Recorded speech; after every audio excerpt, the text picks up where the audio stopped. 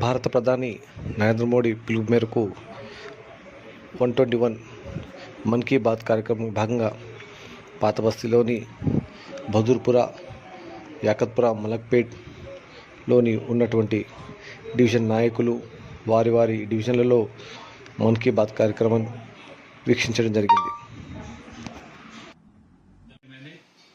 Gujarat science city में भी science gallery का उद्घाटन किया। इन गैलरी से ये झलक मिलती है कि आधुनिक विज्ञान का पोटेंशियल क्या है, विज्ञान हमारे लिए कितना कुछ कर सकता है। मुझे जानकारी मिली है कि इन गैलरीज को लेकर